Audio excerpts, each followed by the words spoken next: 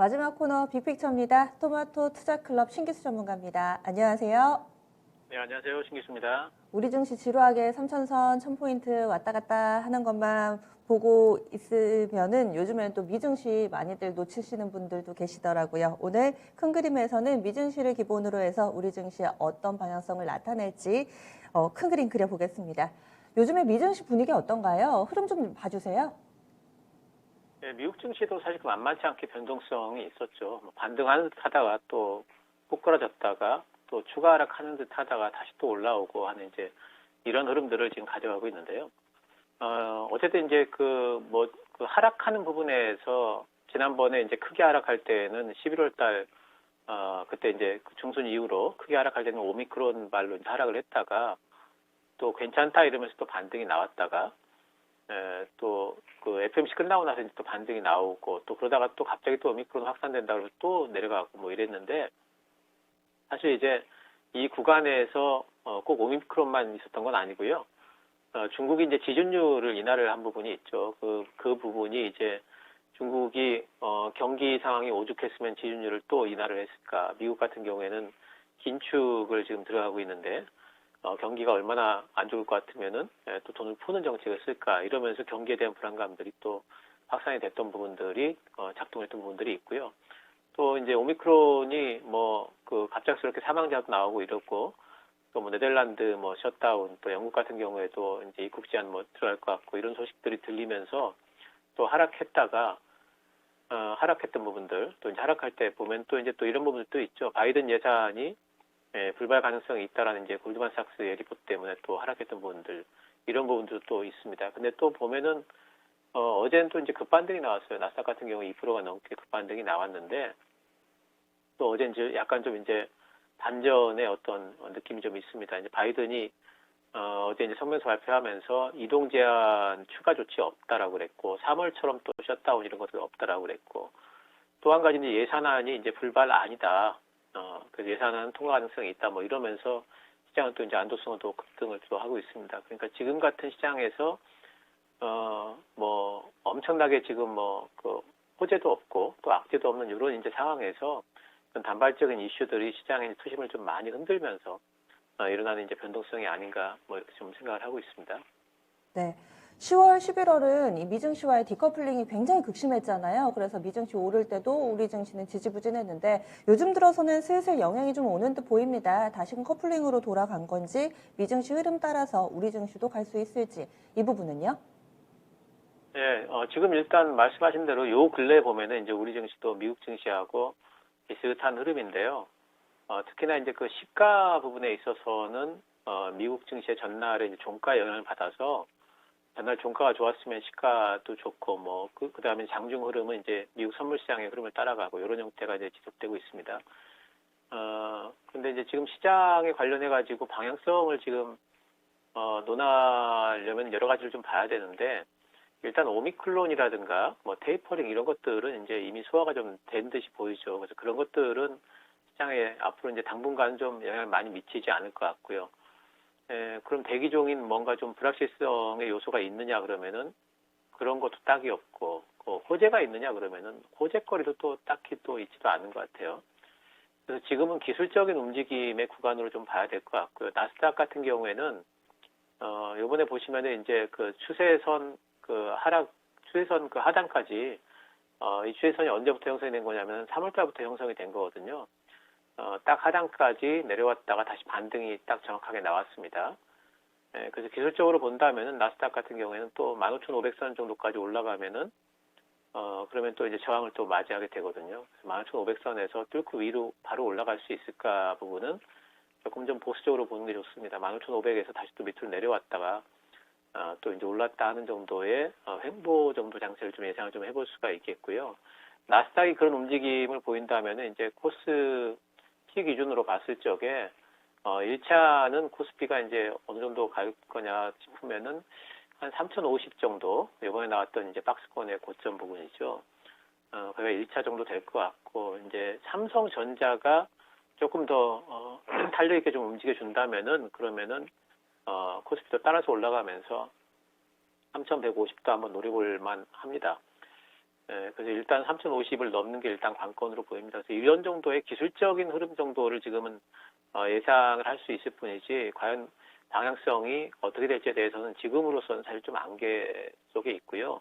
왜냐하면 여러 가지 모멘텀도 좀 이제 불확실하고 이제 그런 부분들이 좀 있어요. 단지 이제 그 호재거리가 될 만한 가능성이 있는 부분들은 어떤 것들이 있느냐 하면은 바이든 부양책이 지금 통과가 안 될 거라는 가능성들이 대두가 되고 있는데 이 가령 통과가 된다든지 그럼 반전의 어떤 긍정적인 부분들이 형성이 되겠죠. 또 연준이 지금 이제 뭐 테이퍼링을 내년 3월이면 종료를 하고 상반기부터 금리 인상할 수 있다라는 어떤 그런 기조들이 형성이 돼 있는데 지금 또 이런 얘기도 있어요. 그 바이든 발 부양책이 통과가 안 된 것 같으니까 골드만삭스에서 얘기하기를 이거는 우리가 예상치 못했던 부분인데 연준도 예상치 못했다. 그 얘기는 뭐냐면은 연준이 지금 긴축의 속도를 내는 부분은 바이든 발 부양책이 통과된다는 가정 하에서 하고 있었는데 만약에 이게 통과가 안 될 것 같으면 연준도 긴축 부분의 속도를 빠르게 가져가지 못할 거다라는 이런 부분들이기 때문에 그런 속도 조절 얘기가 나오게 되면 또 이제 호재가 될 거예요. 그래서 이런 부분들은 좀 잠재되어 있지만은 지금으로서는 이제 방향성을 논하기보다는 어느 정도의 좀 기술적인 흐름 정도로만 좀 생각을 해야 될 것 같습니다. 그래서 추세를 완전히 뭐 위쪽으로 돌려놓는다거나 이 부분은 무리가 있을 테고 일단은 박스권 내에서 박스권 상단 정도까지는 올라갈 수 있을 거다. 기술적인 반등 정도로 봐주셨네요. 그러면 업종에 대해서 좀 얘기를 나눠볼게요. 오늘도 그렇고 요즘 들어서 연말에 반도체 쪽 분위기가 슬슬 살아나고 있습니다. 오늘도 삼성전자와 SK 하이닉스를 중심으로 해서 양호하게 시장을 이끌어가고 있는데 이제 확실히 좀 바닥을 다졌다라고 봐도 되는 걸까요? 바닥은 일단 잡았다고 보여요. 특히 삼성전자를 중심으로 해서, 바닥은 좀 잡았다 보이고, 특히 이제, 요 근래 이제, 요 며칠간에 이제 반도체 쪽에 상당히 좀 비율을 긍정적으로 만드는 요인이 뭐냐면 마이크론 테크놀로지죠. 상당히 좀 호실적이 나왔고, 어제 같은 경우에도 10%가 넘게 급등을 하면서, 위쪽으로 이제 그 박스권 상단을 치고 올라갔습니다. 특히 이제 마이크론 테크놀로지가 이번에 실적이 좋았던 것도 있고요. 이번에 실적 좋았던 것은 데이터 센터 때문에 미국은 이제 1분기죠. 1분기 실적이 좋았고, 근데 중요한 것은 이제 앞으로의 메모리 전망에 대해 가지고 상당히 이제 긍정적인 뷰들을 내놨어요. 디램 같은 경우에는 내년도 수요가 10% 중반대까지 증가할 거다라고 봤고, 또 이제 낸드 같은 경우에는 30%까지도 증가할 거라고 지금 봤기 때문에, 이런 부분들을 타면서 요즘에 뉴스를 보게 되면은 메모리 겨울은 없다, 메모리 봄 정도 될 거다, 뭐 이제 이런 얘기들을 좀 할 정도로 그동안에 이제 상당히 좀 안 좋게 봤던 메모리의 다운 사이클이 이제 그 급속도로 지금 이제 짧아질 거다. 그리고 이제 업 사이클로 들어가는 게 내년도 2분기면은 가능하다라는, 어쩌면 더 당겨질 수도 있겠다라는 전망들이 나오고 있습니다. 그래서 이런 부분들은 메모리 쪽에 아무래도 좀 집중하고 있는 우리나라 삼성전자나 SK 하이닉스에는 좋은 얘기가 될 것 같고요. 오늘 보게 되면은 이제 뭐 삼성전자 같은 경우에도 뭐 단기 신고가 그동안에 이제 많이 이제 뚫지 못했던 78,600원 부분을 뭐 상단을 돌파를 지금 하는 분위기죠. 8만 원대가 있지만 어쨌든 8만 한 2천 원 정도까지는 삼성전자 좀 움직일 것 같습니다. 그러면 시장의 반도체 쪽에 이제 분위기를 좀 만들어주지 않을까 좀 생각이 좀 되고 있고요. 오늘도 보게 되면은 오늘은 시장 전반적으로 그래도 뭐 빨간색들은 들어오고 있기 때문에 어느 한쪽으로 매기 쏠림은 없습니다만은 그래도 반도체 쪽에 보게 되면은 조금 다른 쪽보다는 상승률이 뭐 한 0.5% 정도라도 더 강한 것 같아요. 반도체 쪽으로 매기 유입 가능성은 충분히 있다. 단지 이제 투자자들이 확실하게 아직 정말 가나? 지금까지 너무 반도체가 안 좋았기 때문에 올해 진짜 반도체가 가나라 이런 데 대한 물음표들이 아직까지 해소되지는 않은 것 같아요. 그래서 삼성전자나 SK 하이닉스 같은 이런 종목들, 또 반도체 장비주라든가 그런 부분에 대장주들이 좀 움직여줄 필요가 있는데 분명히 가능성은 있다고 보입니다. 내년도 2분기부터의 메모리 가격 반등설 나오고 또 내년도 반도체 투자는 사상 최대 투자가 될 전망이죠. 이런 것들은 내년 1분기부터는 분명히 반도체가 우리 시장의 주도 섹터로 부각될 가능성은 분명히 있다 이렇게 생각을 하고 있습니다. 반도체 오랫동안 강조를 해주셨는데 토픽은 어떤 종목 보세요? 반도체 쪽 종목들은 좋은 종목들이 참 많아요. 그래서 그중에 꼭 한 종목 딱 찝기도 그럴 정도로 지금 저평가된 종목도 많이 있습니다. 그 섹터로 본다면은 일단은 파운드리와 관련된 후공정 쪽이 아마 탄력 있게 움직일 수 있을 것 같고요. 그 다음에는 이제 그 생산 어떤 그 저희가 사이클 가동률이 좀 높아진다면 소재 쪽이 그 다음에 또 좋을 것 같고, 내년 투자 있으니까 장비 쪽 좋을 것 같고, 이런 순서를 좀 보고 있고요.